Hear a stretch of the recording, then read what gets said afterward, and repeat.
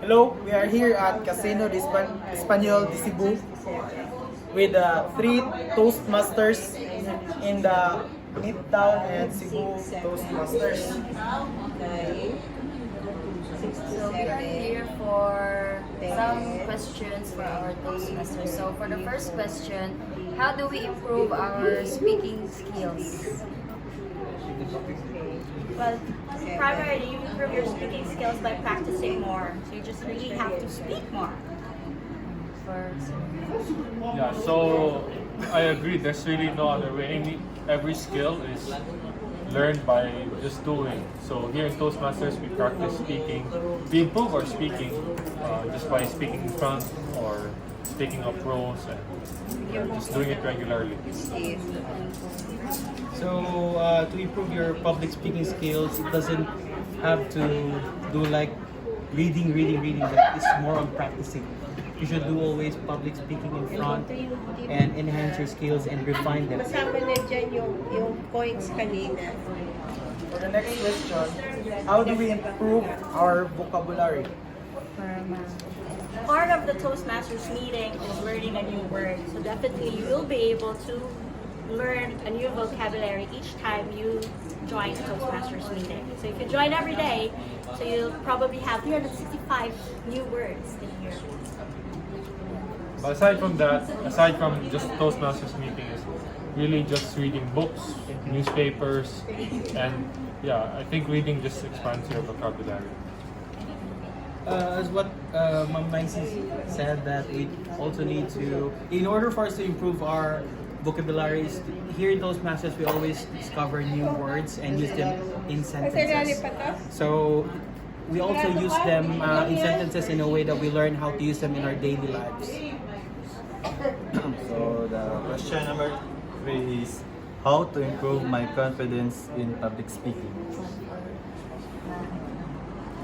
Confidence just comes along as after each time you speak up front, you get to know the people.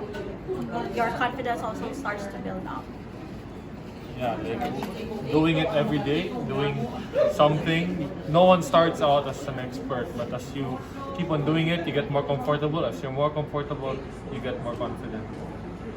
As we all know, a lot of people nowadays just have a what we call phobia of public speaking, which is glossophobia. Here in Toastmasters, we don't teach you how to overcome the fear, but we encourage you on how to speak effectively to your audience and connect them effectively as well.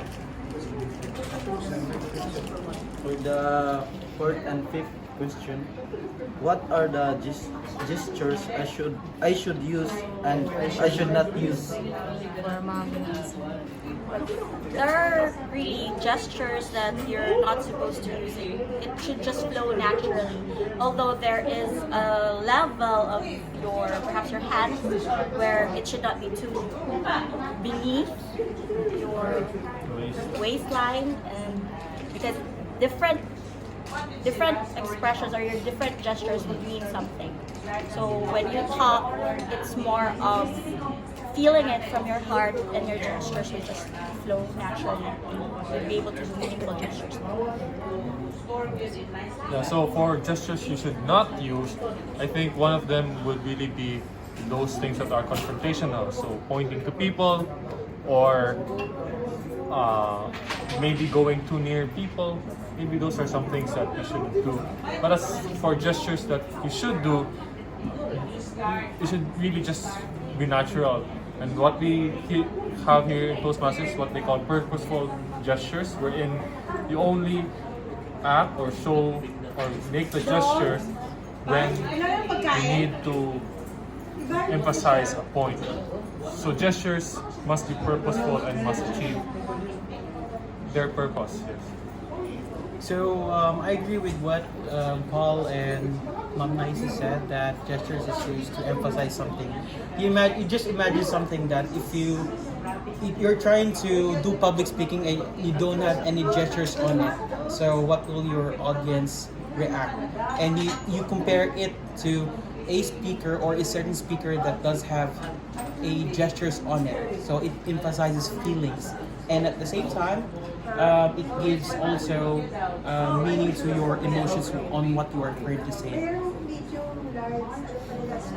Now our last question on how to become a good speaker is how important are eye contact? Eye contact is really important because it helps you connect with your audience. If you don't look at them, you'll never know if they're still there or if they're getting your point. So if you want to start having a good eye contact with them and you're still scared, one technique that we normally do for starters would be perhaps just look at the forehead, and then once you get more comfortable speaking, then you'd be really able to look at their eyes and really talk to them sincerely. Another technique that we say is the 3 Ps. 1 point, 1 person, 1 pause. So when you make a point, when you make a statement, you look at the one person for 1 point, and then you have 1 pause, and then you switch on to another person. And that just shows how important eye contact is, because you have to connect individually.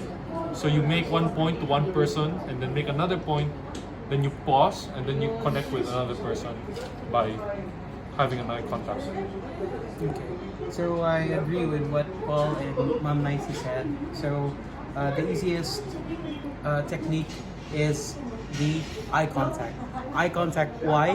Because if you do eye contact and you do speeches, you also transfer all of the information and the ideas that you're currently sharing to your listeners' mind. And that is the easiest principle that I can give you. So can we visit your clubs? Of course. Midtown Toastmasters Club meets every first and third Tuesdays, 6:30 p.m. Cebu to 7:30. Dinner starts at 6:30.